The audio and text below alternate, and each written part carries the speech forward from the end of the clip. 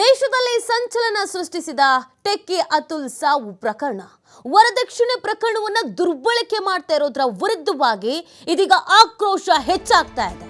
ಗಂಡಸರಿಗೂ ಕಾನೂನು ಬರಲಿ ಅಂತ ಜನರ ಕೂಗು ಹೆಚ್ಚಾಗ್ತಾ ಇದೆ. ಸೋಷಿಯಲ್ ಮೀಡಿಯಾದಲ್ಲಿ ಟೆಕ್ಕಿ ಸೂಸೈಡ್ ಕೇಸು ಸದ್ದು ಮಾಡ್ತಾ ಇದೆ. ಬೆಂಗಳೂರಿನ ಮಾರತಹಳ್ಳಿ ಕೇಸ್ನಲ್ಲಿ ಈ ಕೇಸ್ನ ವಿಚಾರ ದೇಶದಾದ್ಯಂತ ಸಂಚಲನಕ್ಕೆ ಕಾರಣವಾಗ್ತಾ ಇದೆ.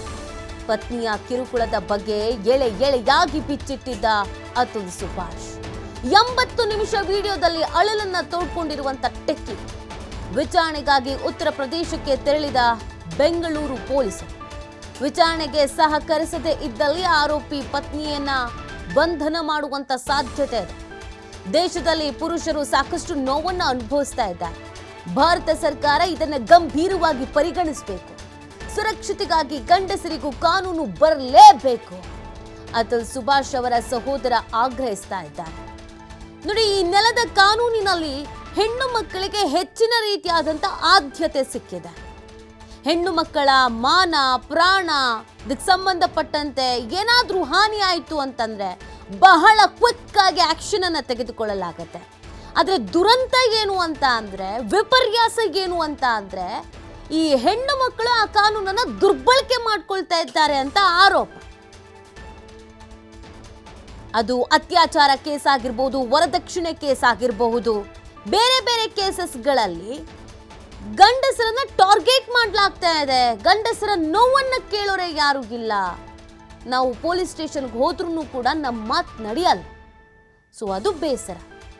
ಆ ಕಾರಣಕ್ಕಾಗಿ ಇದೀಗ ಸೋಷಿಯಲ್ ಮೀಡಿಯಾದಲ್ಲಿ ಒಂದು ಟ್ರೆಂಡ್ ಸೃಷ್ಟಿ ಆಗ್ತಾ ಇದೆ. ಒಂದು ಅಭಿಯಾನ ಮಾಡ್ತಾ ಇದ್ದಾರೆ.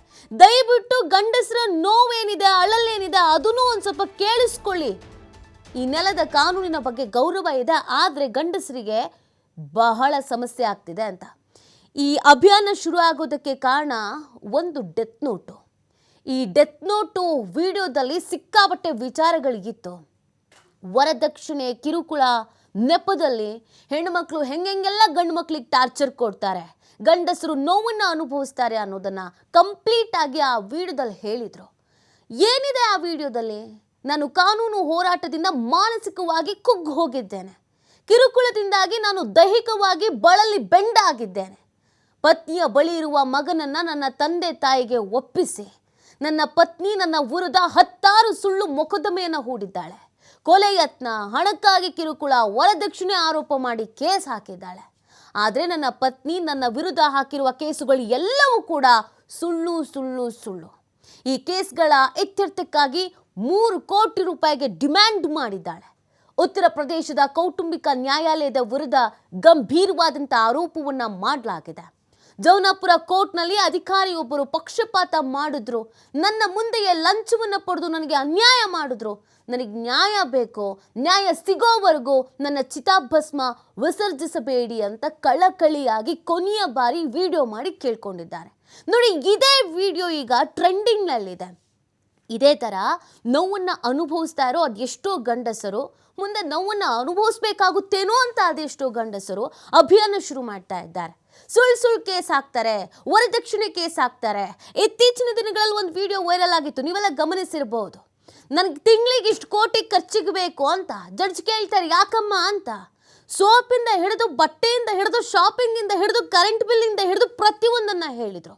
ಒಬ್ಬ ಪುರುಷನಾದವನು ಈ ಡಿವೋರ್ಸ್ ಸಂದರ್ಭದಲ್ಲಿ ಇಷ್ಟು ಕೋಟಿ ಇಷ್ಟು ಲಕ್ಷ ತಿಂಗಳಿಗೆ ಮಹಿಳೆಯರಿಗೆ ಕೊಡಬೇಕು ಅಂತ ಆಗ್ಬಿಟ್ರೆ ನಾವು ಎಲ್ಲಿ ಹೋಗೋದು? ದುಡ್ದಿದ್ದೆಲ್ಲ ಇವರಿಗೆ ಕೊಡಬೇಕಾ ಅನ್ನೋದು ಅವತ್ತು ಕೂಡ ಪ್ರಶ್ನೆ ಹುಟ್ಕೊಂಡಿತ್ತು. ಆದರೆ ಇಷ್ಟರ ಮಟ್ಟಿಗೆ ಅಭಿಯಾನ ಶುರುವಾಗಿದ್ದು, ಇಷ್ಟರ ಮಟ್ಟಿಗೆ ವಿರೋಧ ಶುರು ಆಗೋದಕ್ಕೆ ಕಾರಣ ಈ ವಿಡಿಯೋದಲ್ಲಿ ಅವರು ಎಳೆಯಾಗಿ ಬಿಚ್ಚಿಟ್ಟಿದ್ದಾರೆ. ಯಾವ್ಯಾವ ಥರ ಮಾನಸಿಕವಾಗಿ ಕುಗ್ಗಿಸಲಾಯಿತು, ಮಾನಸಿಕವಾಗಿ ಹಿಂಸೆ ಮಾಡಲಾಯಿತು, ಯಾಕೆ ನಾನು ಈ ಥರದೊಂದು ನಿರ್ಧಾರವನ್ನು ತೆಗೆದುಕೊಳ್ತಾ ಇದ್ದೀನಿ ಅನ್ನೋದನ್ನು ಎಳೆಯಾಗಿ ಹೇಳ್ತಾ ಇದ್ದಾರೆ. ಕಾನೂನಿನಲ್ಲಿ ಹೆಣ್ಣು ಮಕ್ಕಳಿಗೆ ಆದ್ಯತೆ ಕೊಟ್ಟಿದ್ದಾರೆ, ತಪ್ಪೇನೂ ಅಲ್ಲ. ಯಾಕಂದರೆ ಈ ಹಿಂದೆ ಎಲ್ಲ ಹೆಣ್ಣು ಮಕ್ಕಳಿಗೆ ಸಾಕಷ್ಟು ನೋವು ಆಗ್ತಾ ಇತ್ತು. ಈಗಲೂ ಪ್ರಕರಣಗಳಾಗತ್ತೆ, ಆಗದೇ ಇಲ್ಲ ಅಂತ ಏನಲ್ಲ. ಹೆಣ್ಣು ಮಕ್ಕಳಿಗೆ ನೋವು ಆಗುತ್ತೆ, ಕಿರುಕುಳ ಇರುತ್ತೆ, ವರದಕ್ಷಿಣೆ ಕಿರುಕುಳ ಇರುತ್ತೆ, ಮಾನಸಿಕವಾಗಿ ದೈಹಿಕವಾಗಿ ಹಿಂಸೆ ಇರುತ್ತೆ, ಅತ್ಯಾಚಾರ ಪ್ರಕರಣಗಳು ನಡೀತಾ ಇರುತ್ತೆ. ಇದೆಲ್ಲವೂ ಕಾಮನ್ ಆಗಿ ನಡೀತಾ ಇರುತ್ತೆ, ಇಲ್ಲ ಅಂತ ಅಲ್ಲ. ಆದರೆ ಕೆಲವು ಪ್ರಕರಣದಲ್ಲಿ ಗಂಡಸರನ್ನ ಮಿಖ ಮಾಡುವಂಥ ಕೆಲಸ ಆಗ್ತಾ ಇದೆ. ಗಂಡಸರನ್ನ ಇಲ್ಲಿ ಬೇಕು ಅಂತ ಕಷ್ಟಕ್ಕೆ ದುಡೋ ಕೆಲಸ ಆಗ್ತಾ ಇದೆ. ಯಾವುದೋ ಒಂದು ಕೇಸು ಪೊಲೀಸ್ ಠಾಣೆಗೋ ಅಥವಾ ಕೋರ್ಟ್ಗೋ ಬಂದಾಗ ಸತ್ಯಾನುಸತ್ಯತೆ ಏನು ಅಂತ ಪರಾಮರ್ಶಿಸಬೇಕಾಗತ್ತೆ. ಹೆಣ್ಣು ಮಕ್ಕಳು ಕಂಪ್ಲೇಂಟ್ ಕೊಟ್ಟಿದ್ದಾರೆ, ಹೆಣ್ಣು ಮಕ್ಕಳು ಕೇಸ್ ಹಾಕಿದ್ದಾರೆ ಅನ್ನುವಂಥ ಕಾರಣಕ್ಕೆ ಕಂಪ್ಲೀಟ್ ಆಗಿ ಅವ್ರ ಬಗ್ಗೆನೇ ನ್ಯಾಯ ಅಂತ ಹೇಳಿಬಿಟ್ರೆ ಎಷ್ಟೋ ಗಂಡ್ಮಕ್ಳ ಜೀವನ ಬೀದಿಗೆ ಬರುತ್ತೆ, ಪ್ರಾಣನೂ ಹೋಗುತ್ತೆ. ಸೊ ಅದನ್ನು ದಯವಿಟ್ಟು ಯೋಚಿಸಿ. ಇವರು ವಿಡಿಯೋದಲ್ಲಿ ಅದನ್ನು ಹೇಳಿದ್ದಾರೆ. ನನ್ನ ಮುಂದೆಗೆ ಅಧಿಕಾರಿಯೊಬ್ಬರು ಪಕ್ಷಪಾತ ಮಾಡಿದ್ರು, ಲಂಚ ತಗೊಂಡ್ರು, ಅದು ಕಂಪ್ಲೀಟ್ ಆಗಿ ತಪ್ಪು. ಯಾರೇ ತಪ್ಪು ಮಾಡಿದ್ರು ಅವ್ರಿಗೆ ಶಿಕ್ಷೆ ಆಗಬೇಕು.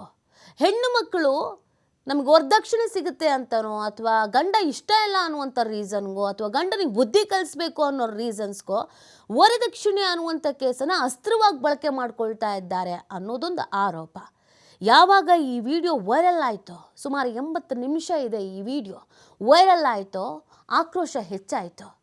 ನಮಗೆ ಅನ್ಯಾಯ ಆಗ್ತಿದೆ, ನಮಗೆ ಮೋಸ ಆಗ್ತಾ ಇದೆ, ದಯವಿಟ್ಟು ನಮ್ಮ ಬಗ್ಗೆ ಗಮನ ಹರಿಸಿ ಅಂತ ಈ ನೆಲದ ಕಾನೂನಿನ ಮುಂದೆ ಕೇಳ್ಕೊಳ್ತಾ ಇದ್ದಾರೆ. ನಮಗಾದ ಹಾಗೇನೆ ಅಥವಾ ಇವರಿಗಾದ ಹಾಗೇನೆ ಇನ್ನುಳಿದಂಥ ಗಂಡಸರಿಗೆ ಅನ್ಯಾಯ ಆಗಬಾರ್ದು ಅಥವಾ ಕೊನೆಯವರೆಗೂ ಕೂಡ ಅಯ್ಯೋ ಕೇಸ್ ಹಾಕ್ಬಿಡ್ತಾರೆ ಅಂತ ಹೆದರ್ಕೊಂಡು ಬದುಕುವಂಥ ಪರಿಸ್ಥಿತಿ ಗಂಡಸರಿಗೆ ಬರಬಾರ್ದು ಅಂತ ಪರಿಪರಿಯಾಗಿ ಕೇಳ್ಕೊಳ್ತಾ ಇದ್ದಾರೆ. ಅದಕ್ಕೆ ಅಂತ ಅಭಿಯಾನ ಶುರು ಆಗಿದೆ. ಈಗ ಆಲ್ರೆಡಿ ಇದಕ್ಕೆ ಸಂಬಂಧಪಟ್ಟಂತೆ ಕೇಸ್ ದಾಖಲಾಗಿದೆ. ಉತ್ತರ ಪ್ರದೇಶದ ಮಹಿಳೆ ಆಗಿರುವಂಥ ಕಾರಣಕ್ಕಾಗಿ ಪೊಲೀಸರು ಅಲ್ಲಿಗೆ ಹೋಗಿದ್ದಾರೆ. ಆಕೆ ಒಂದು ವೇಳೆ ಸಹಕರಿಸದೇ ಇದ್ದರೆ ಆಕೆಯನ್ನು ವಶಕ್ಕೆ ಪಡೆದುಕೊಳ್ಳುವಂಥ ಸಾಧ್ಯತೆ ದಟ್ಟವಾಗಿದೆ. ಇವರು ಸಾಯುವಂಥ ಕೊನೆ ಕ್ಷಣದಲ್ಲೂ ಕೂಡ ನನ್ನ ಮಗನನ್ನು ನನ್ನ ತಂದೆ ತಾಯಿಗೆ ಒಪ್ಪಿಸಿ ಅಂತ ಕೇಳ್ಕೊಂಡಿದ್ದಾರೆ.